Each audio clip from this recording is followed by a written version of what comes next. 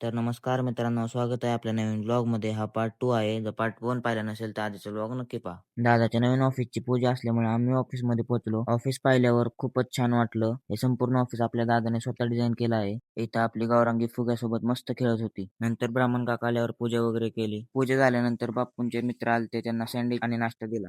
त्यानंतर मम्मीला पार्किंगमध्ये सोडायला गेलो, कारण ती घरीच निघाली होती. मी काय आज घरी जाणार नव्हतो. तिला पार्किंगमध्ये सोडलं आणि आम्ही गेलो परत ऑफिसमध्ये. इथं आल्यावर दादाचे शाळेपासूनचे सगळे मित्र आलते आणि त्यांनी दादाला एक छोटीशी छानशी कार गिफ्ट केलती. पहिलीच्या वर्गापासून सुरू झालेली मैत्री आजही तितकीच घट्ट आहे आणि आज आपल्या मित्रांनी नवीन ऑफिस सुरू केल्याचा आनंद ते साजरा करत होते. सगळे पाहुणे गेल्यानंतर आवराआवर केली. दिवसभराच्या धावपळीमुळे खरंच खूप थकलो होतो. आता तिथून निघालोय घरी. आम्हाला घरी जायला रात्रीच्या 12 वाजल्यामुळे आम्ही बाहेरच जेवण केलं आणि जेवत असताना अचानक लाईट गेली. तसंच आम्ही टॉर्च लावून जेवत होतो. तिथून जेवण वगैरे करून निघालो घरी. घरी गेल्यानंतर आम्हाला झोपायला वाजलेले 1:30. दुसऱ्या दिवशी 4:20ला पुन्हा निघालो घरी. घरी जाताना गाडीतली हवा वगैरे चेक केली आणि निघालो घरी. घरी जाताना या नदीचे पाणी बघून आम्ही अडकलो ट्रॅफिकमध्ये. तिथून पुढे आल्यावरती वाटेतला सुंदर निसर्ग, डोंगरावरचे ढग आणि वाल्याजवळची हिरवीगार झाडं पाहून ब्लॉगचा एंड केला. आजच्या ब्लॉगमध्ये एवढंच. ब्लॉग आवडला असेल तर कमेंट करा, लाईक करा, शेअर करा.